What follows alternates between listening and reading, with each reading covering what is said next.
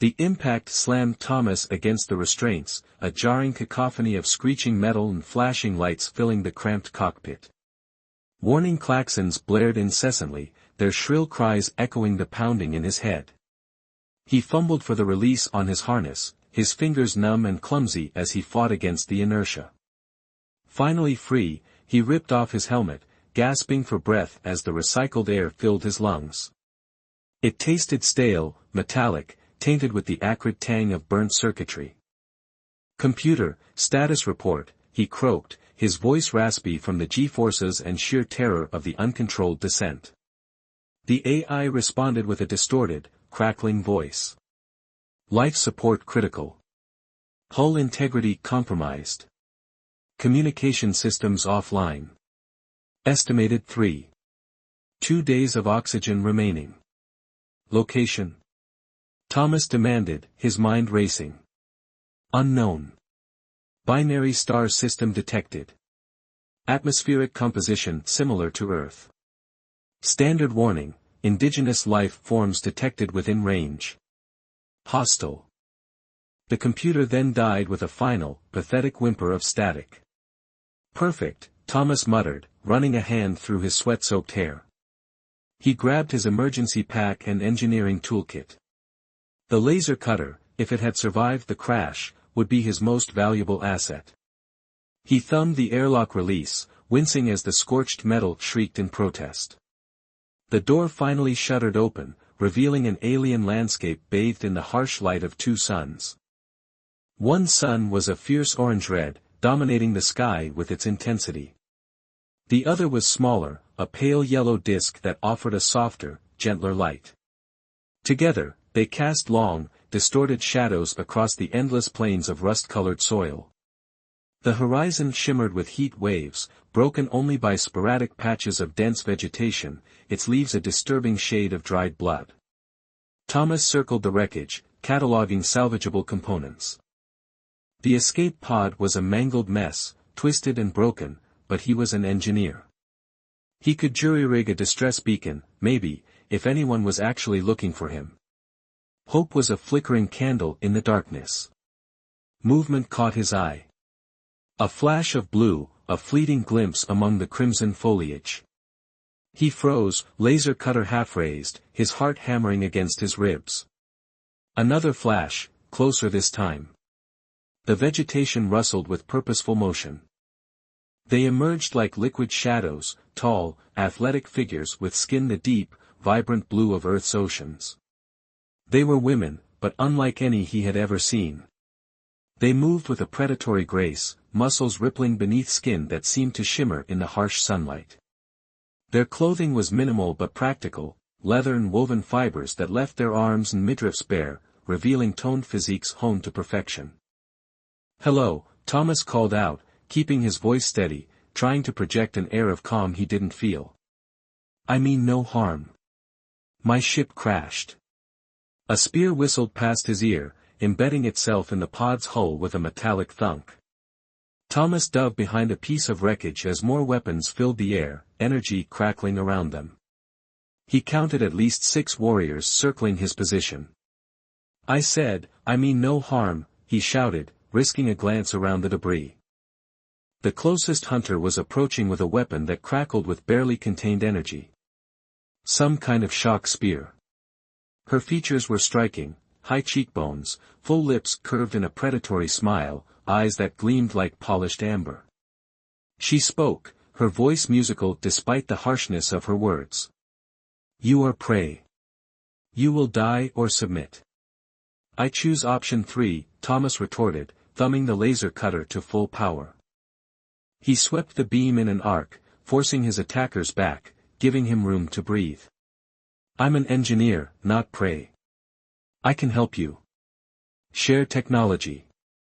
A new voice cut through the tension, commanding and confident. "Hold." The warriors parted as 3 figures approached. Thomas's breath caught in his throat. They moved like apex predators, but their beauty was breathtaking. The one in the lead had intricate markings swirling across her blue skin, her hair a cascade of silver white that flowed down her back.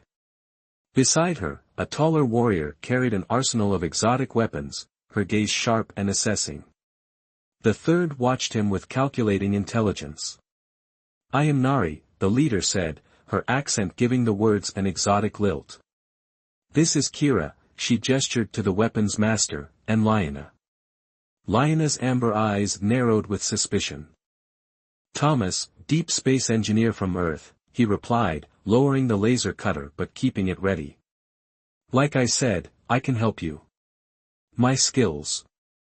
Liana cut him off with a snarl. "We need no help from Skyfallen prey." "Yet he wields light as a weapon," Kira mused, studying the laser cutter with obvious interest. "Perhaps there is value here." Nari stepped closer, head tilted as she examined him. "You fought well, for prey. But now you are surrounded. Will you submit to judgment?" Thomas met her gaze, noting the intelligence behind the predatory facade. "Do I have a choice?" Her lips curved in what might have been amusement. "There is always choice. Submit willingly, and you may yet live to prove your worth. Resist." She left the threat unspoken. "Then I submit," Thomas said slowly, setting down his weapon. "But I warn you, I'm more valuable alive than dead." "That remains to be seen." Nari nodded to her warriors. They bound his hands with surprisingly strong vines, not cruelly tight, but secure. As they led him away from the crash site, he caught Nari studying him with unexpected intensity. The journey to their camp was a blur of alien vegetation and whispered conversations in their musical language. Thomas focused on memorizing landmarks, noting the positioning of the binary suns. If he had to escape later, every detail could be crucial. The camp sprawled across a natural amphitheater, dozens of hide tents arranged in concentric circles. Warriors trained in cleared areas, wielding those curious energy weapons with lethal grace. Children played between the tents, their laughter carrying on the wind. This was no simple tribe, they had technology, culture, organization. They brought him to the center of the camp, where a council of elders waited. More of the beautiful, blue-skinned women, their bodies marked with elaborate patterns that seemed to shift in the dual sunlight. Thomas felt their eyes on him, judging, measuring, deciding his fate. Nari stepped forward to address them. "We found this Skyfallen male near crashed metal bird. He wields strange weapons and claims to have valuable knowledge." One of the elders leaned forward, her white hair elaborately braided with bones and beads. A network of wrinkles spread from the corners of her eyes, evidence of a long life lived under the alien suns. "What knowledge could a male possibly offer our people?" Thomas spoke before Nari could respond. "I can improve your weapons, create new tools, show you things you've never imagined." He met the elder's gaze, holding it steady. "Test me. Let me prove my worth." Mutters rippled through the gathered warriors. Liana's hand tightened on her spear, but Kira was nodding thoughtfully. The elder raised an eyebrow. "Bold words from prey. Very well. You have until next sunset to demonstrate this supposed value. Fail, and you die." She smiled, showing sharp teeth. "Succeed, and we shall see." As guards led him to a holding tent, Thomas caught fragments of heated discussion between Nari, Kira, and Liana. Their gestures were animated, voices rising and falling with clear disagreement. He filed away their dynamics for later consideration. The tent was surprisingly comfortable, with soft furs for bedding and clean water provided. As night fell, bringing blessed relief from the binary suns, Thomas laid out his remaining tools and began planning. He had less than a day to convince an alien warrior culture to spare his life. He smiled grimly into the gathering darkness. He'd faced worse odds, probably. The image of Nari's calculating gaze floated in his mind, along with Kira's technical interest and Liana's deadly grace. Tomorrow would prove interesting, one way or another. Outside, drums began to beat and voices raised in songs he couldn't understand. Thomas closed his eyes, his mind already racing through designs and possibilities. He had work to do if he wanted to see another sunset on this strange world. The guard at his tent entrance shifted, moonlight catching on blue skin as she adjusted her grip on her energy spear. Thomas watched the weapon's glow pulse in harmony with the drums, noting details that might prove useful. If he survived, this place could teach him as much as he could teach them. "Rest well, Skyfallen," the guard called softly, a hint of amusement in her voice. "Tomorrow, you must impress many who think males good only for breeding." Thomas laughed despite himself. "I look forward to changing their minds." Her answering chuckle followed him into uneasy dreams of blue skin and amber eyes, while overhead, the alien moons painted the camp in shades of silver and shadow. Dawn arrived with brutal intensity as both suns crested the horizon. Thomas woke to the sound of activity outside his tent, weapons practice punctuated by the rhythmic clash of metal and crackle of energy weapons. "Time to face your trial, Skymale," a familiar voice called. It was Nari. She ducked into his tent, her silver-white hair catching the early light. She'd added fresh war paint since yesterday, geometric patterns emphasizing her high cheekbones. "Good morning to you too," Thomas said, standing and stretching muscles stiff from sleeping on unfamiliar furs. "Any hints about what sort of trial I should expect?" Her amber eyes sparkled with something between amusement and predatory interest. "You claimed you could improve our weapons. Kira has arranged a demonstration." "Wonderful." He gathered his tools, noting how Nari's gaze lingered on each piece of technology. "I don't suppose breakfast is included. Earn your place first, then you may eat." But she tossed him a fruit, deep purple and roughly spherical. "Though I would not see you face Kira's challenges weakened." The fruit was surprisingly sweet, its juice staining his fingers indigo. As he followed Nari through the camp, Thomas studied how the tribe's daily life functioned. Warriors trained in groups, their movements coordinated with impressive precision. Others worked at crafts, tanning hides, weaving fabric, preparing food. Children darted between the tents, playing some game involving elaborate hand signals. Kira waited in a cleared area, surrounded by an array of weapons. Her usual arsenal had been supplemented with what looked like broken or damaged specimens. Her expression was neutral, but Thomas caught the gleam of curiosity in her eyes. "Your challenge is simple," she said, gesturing to the weapons. "Show us something new, something useful." Lyanna emerged from the growing crowd of spectators, her tone dripping with skepticism. "If you can." Thomas crouched beside the weapons, examining each piece carefully. The energy spears were fascinating, some kind of focused plasma contained in a magnetic field. Crude by Earth standards, but a clever use of limited resources. "These power cells," he mused, picking up a damaged spear. "You recharge them using solar energy?" Kira nodded. "The sacred lights give their strength, but only during day. And they drain quickly," Thomas noted. "What if?" He pulled out his toolkit, selecting micromanipulators. "May I?" At Kira's nod, he began dissecting the power cell. The crowd pressed closer, warriors murmuring as his fingers moved with practiced efficiency. He combined components from his laser cutter with the tribal technology, adding a crystalline focus array salvaged from his emergency beacon. "There," he said, holding up the modified weapon. "Now it will store energy more efficiently." He adjusted a setting, causing the spear's glow to pulse rhythmically. "And it can be used for signaling at night." Kira took the spear, testing its weight and balance. Her eyes widened as the energy field stabilized at twice its previous intensity. "This is impressive." Nari stepped closer to examine the modification. "What else can you improve?" For the next hour, Thomas demonstrated various upgrades, better power storage, more focused energy fields, even a crude targeting system using salvaged pod components.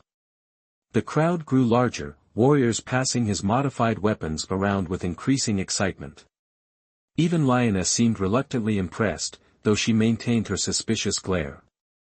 These changes make our weapons stronger, Nari acknowledged. Yes, but they make us dependent on your knowledge. I can teach anyone who wants to learn, Thomas countered. Knowledge should be shared, not hoarded. Pretty words, Lioness sneered. But words are wind. Prove your worth in combat. The crowd fell silent. Nari stepped forward, but Kira raised a hand to stop her. An excellent suggestion. If his improvements are truly valuable, they should work in practice.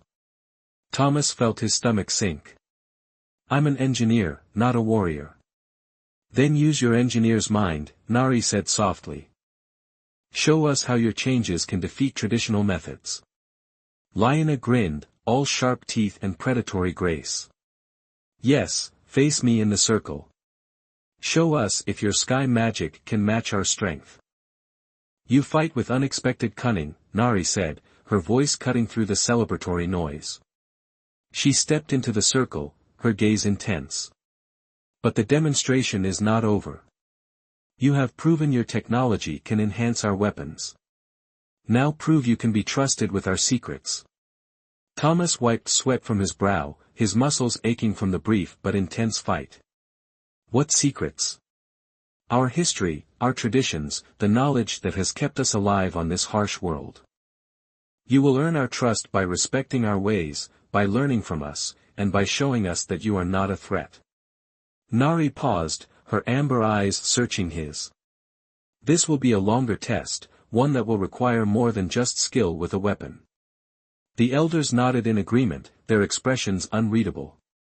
Kira approached, offering Thomas a water skin. Your display in the circle has earned you a stay of execution, at least for now. But trust is a slow-growing vine. Liona, surprisingly, clapped him on the shoulder, her grip firm but not hostile.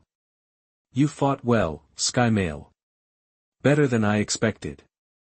I will teach you our fighting style, if you are willing to learn.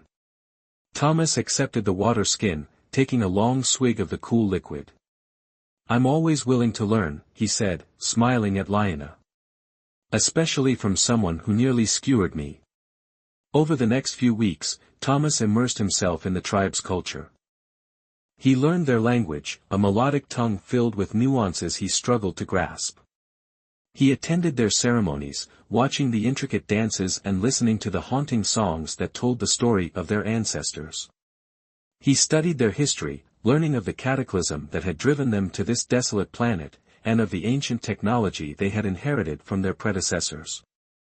He spent much of his time with Kira, tinkering with their weapons and explaining the principles behind his modifications.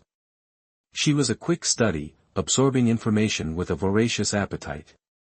She, in turn, taught him how to work with the local materials, how to forge metal from the planet's rich ore deposits, and how to weave the tough fibers of the blood-red vegetation into armor.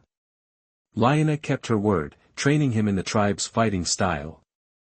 It was a brutal, efficient system, emphasizing speed, agility, and the use of energy weapons in close combat.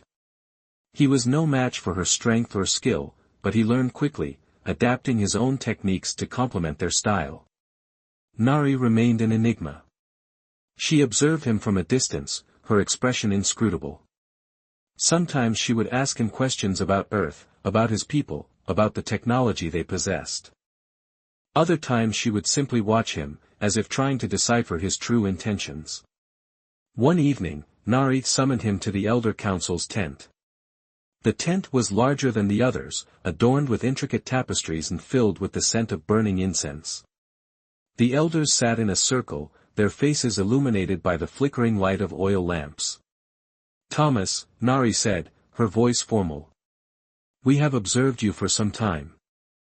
You have learned our language, respected our traditions, and shared your knowledge with our people. I have tried, Thomas replied, feeling a knot of anxiety tighten in his stomach. But trust is not easily earned, one of the elders said, her voice raspy with age. We must know that your loyalty lies with us, that you will not betray our secrets to outsiders. Another elder, a woman with piercing blue eyes and intricate markings on her face, spoke. We have a test for you, a trial that will prove your commitment to our tribe. Nari nodded. We have discovered ancient ruins, hidden deep within the mountains. These ruins hold secrets that could change the fate of our people. But they are guarded by dangers we do not understand. You will accompany a small group to explore these ruins. If you succeed in helping us unlock their secrets, you will have earned our trust. Thomas hesitated. He had spent weeks trying to integrate himself into this tribe, trying to prove that he was not a threat. Now they were asking him to risk his life in a dangerous expedition. What dangers are we talking about? That is what we hope you will discover, Nari said, her eyes gleaming in the lamplight. The ruins are said to be protected by ancient guardians, creatures of metal and energy. They are also filled with traps and puzzles designed to test the worthiness of those who seek to enter. Lyanna stepped forward, her hand resting on the hilt of her energy spear. I will lead the expedition. I trust this sky male no more than I trust the desert wind, but I admit he has a useful mind. He may be able to help us decipher the ruins' secrets. Kira also volunteered, eager to study the ancient technology. Nari agreed, selecting a handful of other skilled warriors to complete the group. As they prepared for the expedition, Thomas couldn't shake the feeling that he was being tested, not just by the elders, but by Nari herself. He sensed that she was watching him, waiting for him to reveal his true intentions. The journey to the mountains was arduous, a trek through treacherous terrain and dense vegetation. The binary suns beat down on them relentlessly, and the air was thick with the scent of strange, exotic flowers. Lyanna pushed them hard, testing their endurance and skill. Thomas struggled to keep up, his body aching from the constant exertion. But he refused to give in, determined to prove his worth. Finally, they reached the entrance to the ruins, a gaping maw in the side of a mountain. The air around the entrance crackled with energy, and the ground trembled beneath their feet. This is it, Lyanna said, her voice grim. Prepare yourselves. We do not know what awaits us inside. As they stepped into the darkness, Thomas couldn't help but feel a sense of foreboding. He knew that this expedition was more than just a test of his skills. It was a test of his loyalty, his courage, and his very soul.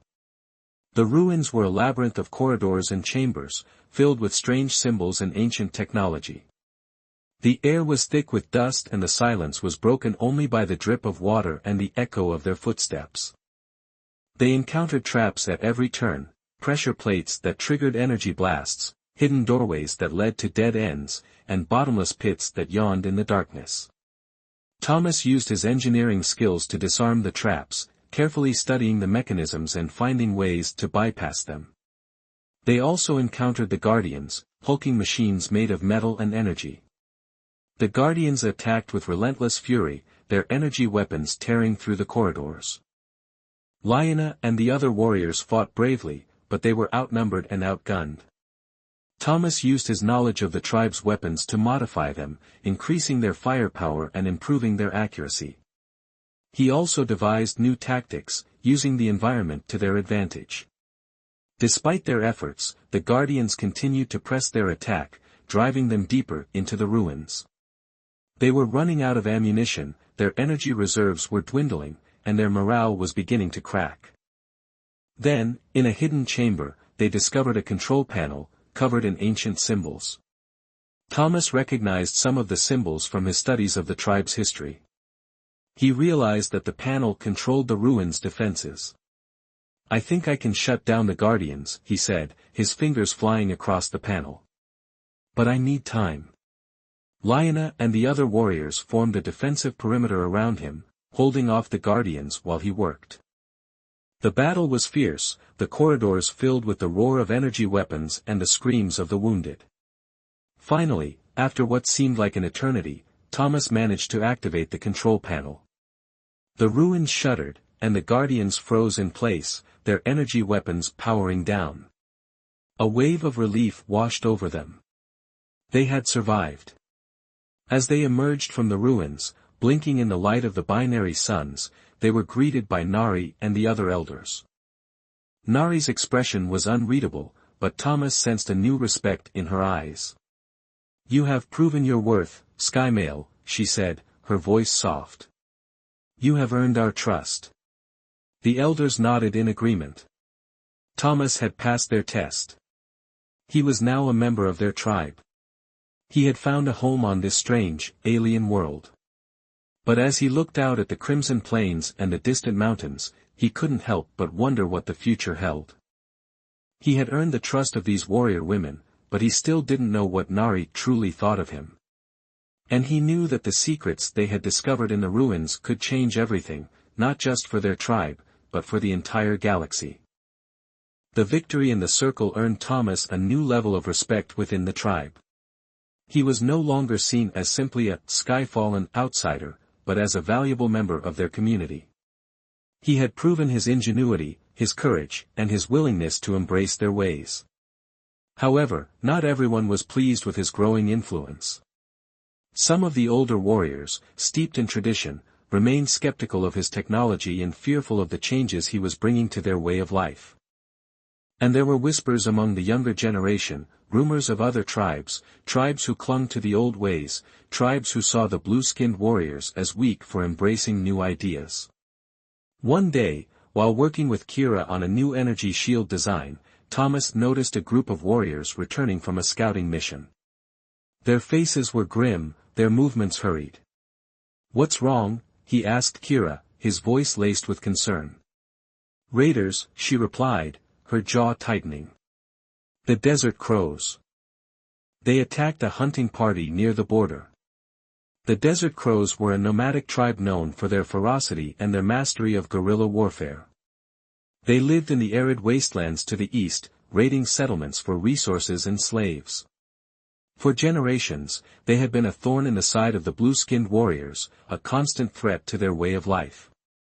Nari addressed the tribe, her voice ringing with authority. "The Desert Crows have dared to spill our blood on our land. They will pay for their arrogance. We will strike back, and we will show them that we are not to be trifled with." The warriors roared their approval, their hands tightening on their weapons.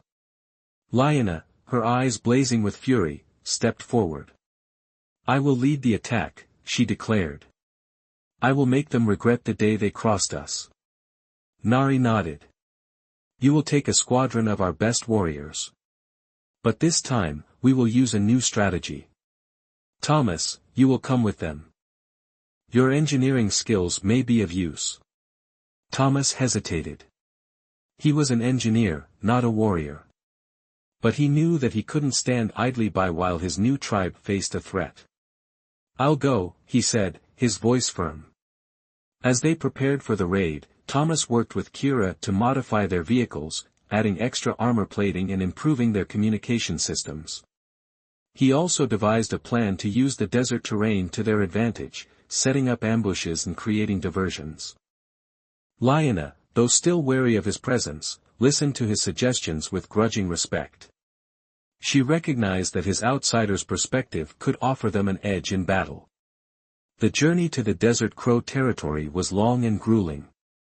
The landscape was harsh and unforgiving, a sea of sand and rock under the relentless glare of the binary suns. The heat was stifling, the air thick with dust. As they approached the enemy camp, Lyanna ordered her warriors to spread out, encircling the settlement. Thomas stayed close to her side, his pulse quickening with anticipation. The camp was a cluster of crude tents and makeshift shelters, surrounded by a perimeter of sharpened stakes. The Desert Crows were caught completely off guard. The attack was swift and decisive. The blue-skinned warriors stormed the camp, their energy weapons cutting through the enemy ranks. Thomas, using his modified spear and his knowledge of the terrain, fought with surprising ferocity. Lyanna, a whirlwind of blue skin and deadly grace, carved a path through the enemy lines, her energy spear leaving a trail of scorched bodies in her wake. The Desert Crows fought back with savage intensity, but they were no match for the superior training and technology of the blue-skinned warriors. The battle raged for hours, the air filled with the roar of weapons and the cries of the wounded. Finally, as the suns began to set, the Desert Crows broke and fled, scattering into the desert. Lyanna surveyed the battlefield, her face grim. "We have won a victory," she said, her voice hoarse. "But the war is far from over. The desert crows will return, and they will be even more determined to crush us." As they returned to their camp, Thomas couldn't shake the feeling that they had only bought themselves a temporary reprieve.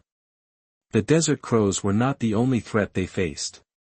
There were other tribes, other dangers lurking in the shadows. He knew that if they wanted to survive, they would have to be prepared for anything. They would have to strengthen their defenses, improve their technology, and unite all the tribes under a single banner. But he also knew that achieving that goal would not be easy. There were too many divisions, too many old grudges. And there were those who would rather see their people destroyed than embrace change. Back at the warrior camp, Nari met them with a guarded expression. "The desert crows are scattered, but they will regroup. We must prepare for a larger assault." She eyed Thomas speculatively. "Your tactics proved useful, engineer. But they were reactive. What proactive measures can we take?" Thomas considered the question, his mind already working through possibilities. "We need a stronger defensive perimeter. Better surveillance, early warning systems.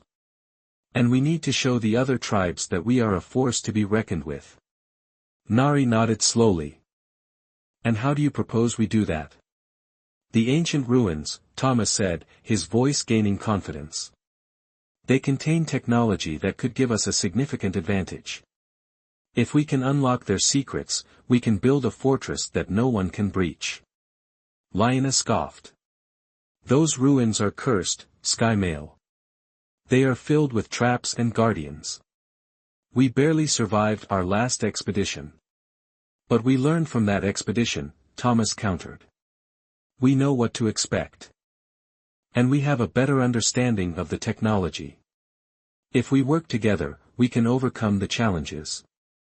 Nari looked from Thomas to Lyanna, her expression thoughtful. "Very well," she said finally. "We will return to the ruins. But this time, we will be prepared. We will take every precaution.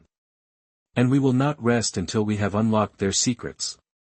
As they prepared for the second expedition to the ruins, Thomas felt a sense of determination rising within him. He knew that this was their chance to secure their future, to protect their people from the dangers that threatened them. He also knew that the ruins held more than just weapons and defenses. They held the key to their history, to their identity, to their place in the galaxy. And he was determined to uncover those secrets, no matter what the cost. The tribe needed unity, and if unlocking the secrets of the ancients could bring them together, the risk was worth taking. With Nari's cautious approval and Lyanna's begrudging acceptance, Thomas knew he was about to embark on a journey that would not only test his skills but also determine the fate of the tribe. The journey back to the ancient ruins was undertaken with a newfound purpose. The previous expedition had been about proving Thomas's worth, this one was about securing the tribe's future. Nari, still cautiously optimistic, had assembled a larger team, including not only Lyanna and Kira but also a contingent of skilled artisans and builders. Zelia, one of the most respected members of the Elder Council, also joined, her knowledge of ancient lore proving invaluable. "The ruins hold more than just weapons," Zelia explained as they trekked through the familiar, rust-colored landscape. "They hold the history of our ancestors, the secrets of their survival. We must approach them with respect and caution." Thomas, walking beside her, nodded. "I agree. We don't know what we'll find in there, but we need to be prepared for anything." Lyanna, ever the pragmatist, scoffed. "Let's just focus on finding something we can use to crush the desert crows. Sentimentality won't win us any battles."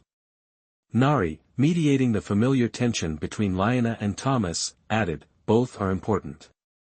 We need to learn from the past to protect the future." When they reached the ruins, they found the entrance undisturbed, the energy field still humming with latent power.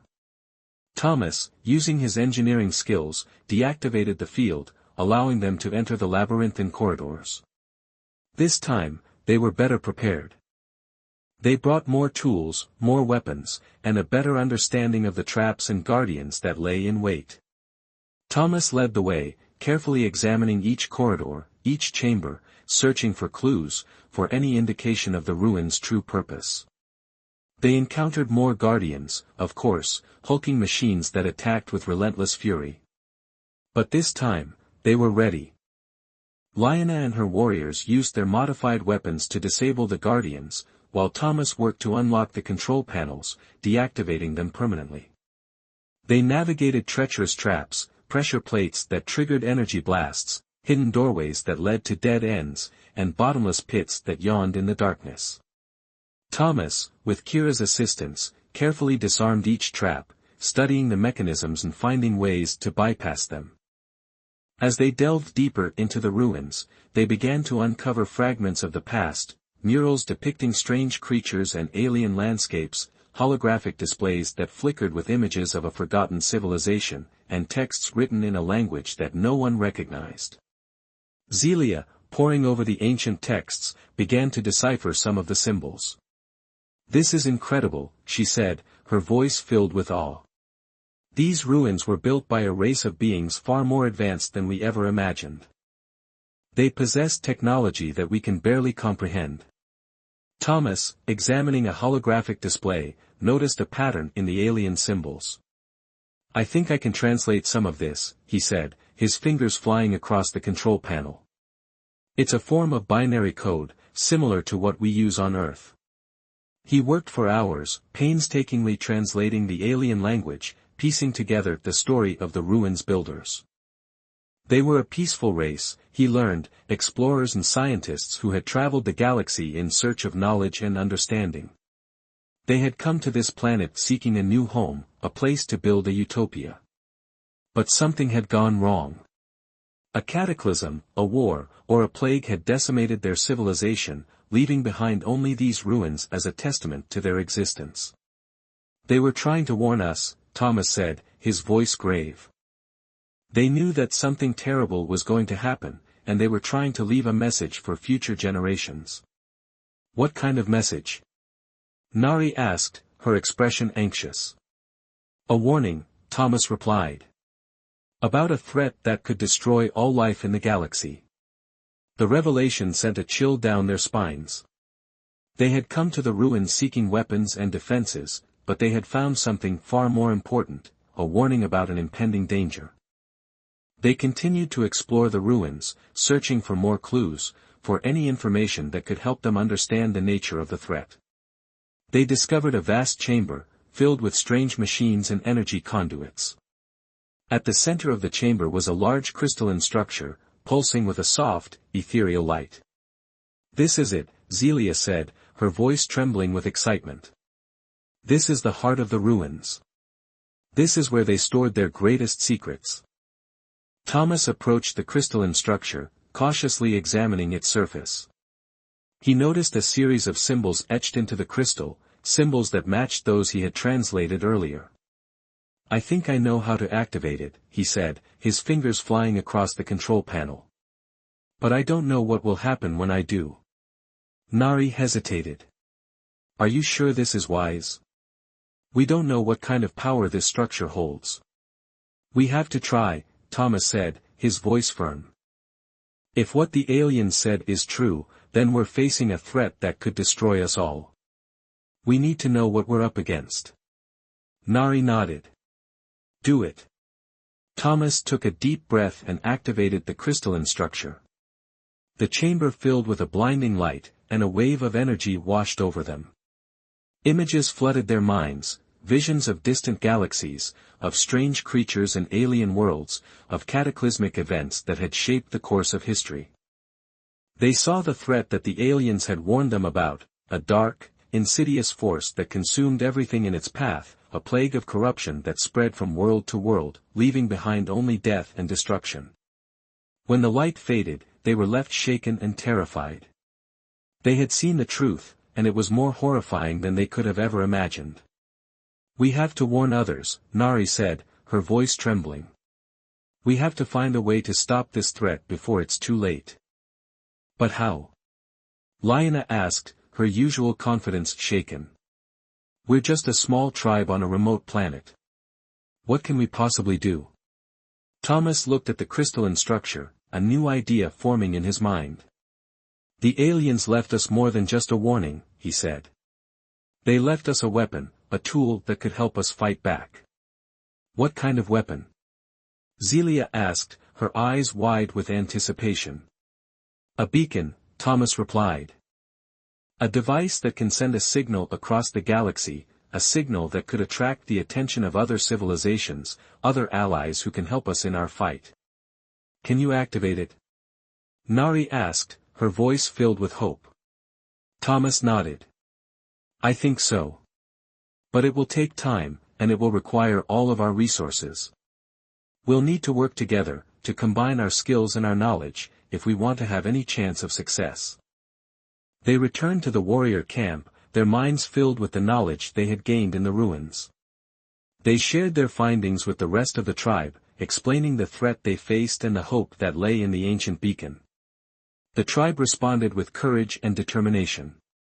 They rallied together, setting aside their differences and working towards a common goal. They pooled their resources, gathering materials, and constructing the necessary components for the beacon.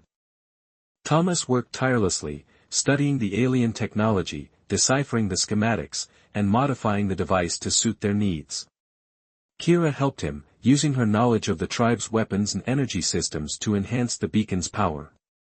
Liana, surprisingly, offered her assistance as well, using her skills as a warrior to protect the construction site from intruders. She also helped to train the other warriors, preparing them for the battles that lay ahead.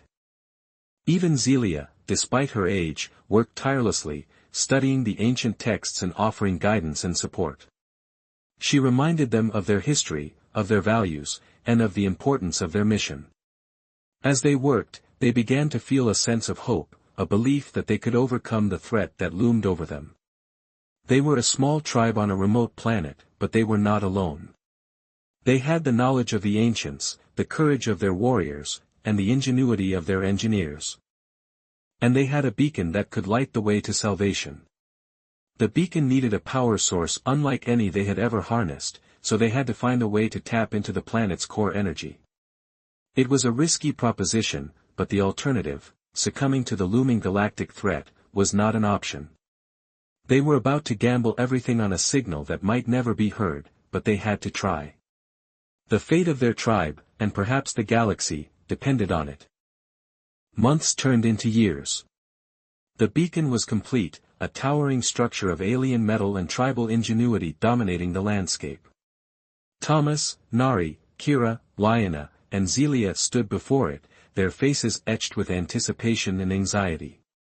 The device hummed with power, drawing energy from the planet's core, ready to send its message into the vast expanse of space. "Are you sure about this, Thomas?" Nari asked, her voice barely above a whisper. "We don't know what will answer our call. It could be something far worse than what we fear." "We have to take that chance," Thomas replied, his gaze fixed on the beacon. "We can't hide forever. If we want to survive, we need allies." Liana placed a hand on his shoulder, her touch surprisingly gentle. "We trust you, Sky Male.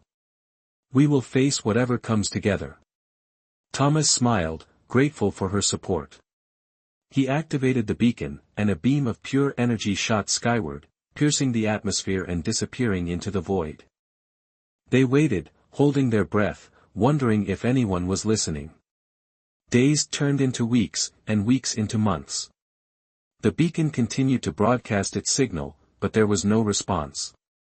Doubts began to creep in, whispering that they had been wrong, that they were alone in the galaxy, doomed to face the darkness on their own. Then, one day, a blip appeared on their primitive radar screens. A signal, faint but unmistakable, responding to their call. Hope surged through the tribe, washing away the despair and replacing it with renewed determination. A ship descended from the sky, a sleek, silver vessel that shimmered in the light of the binary suns.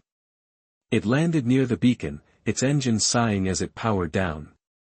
A ramp extended from the ship, and a figure emerged, clad in a uniform that was both familiar and alien. "Greetings," the figure said, her voice amplified by a translator. "I am Captain Eva of the exploration vessel Starseeker. We received your signal. We are here to offer assistance."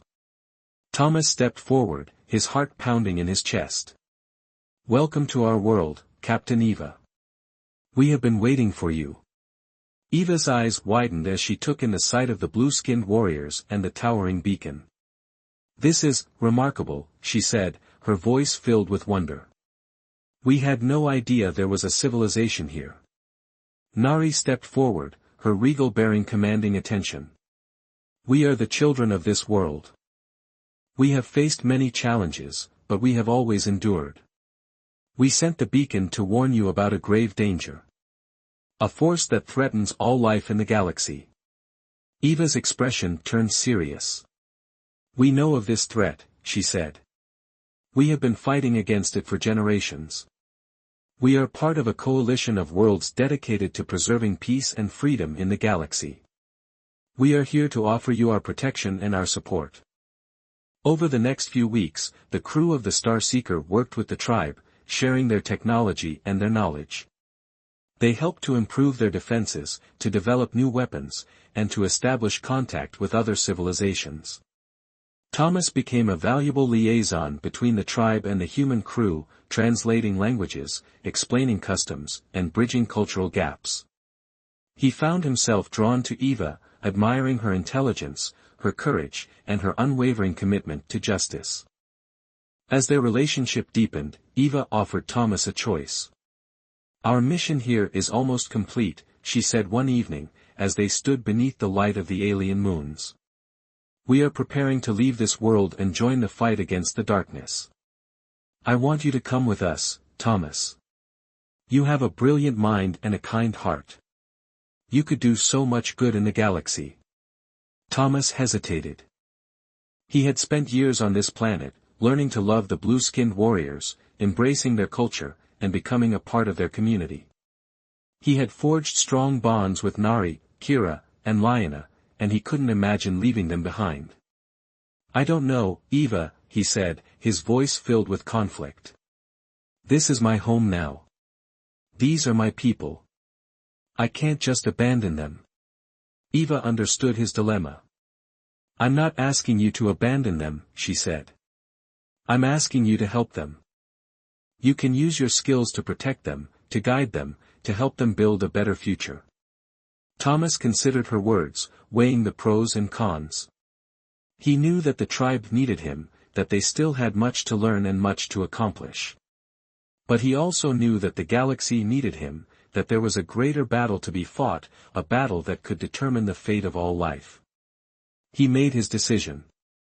"I'll go with you, Eva," he said, his voice firm. "But I'll never forget the blue-skinned warriors. I'll always be a part of their tribe. And I'll do everything I can to help them, no matter where I am." He spoke with Nari, Kira, Liana, and Zelia, explaining his decision and assuring them that he would always be there for them. They were sad to see him go, but they understood his reasons. They knew that he was destined for something greater, that he had a role to play in the larger story of the galaxy.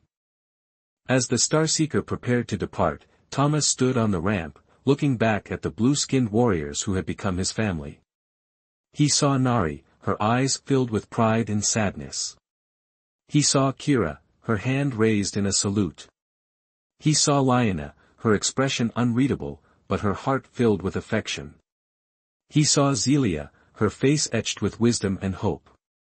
He smiled, knowing that he was leaving them in good hands, that they were strong and capable and ready to face whatever challenges lay ahead.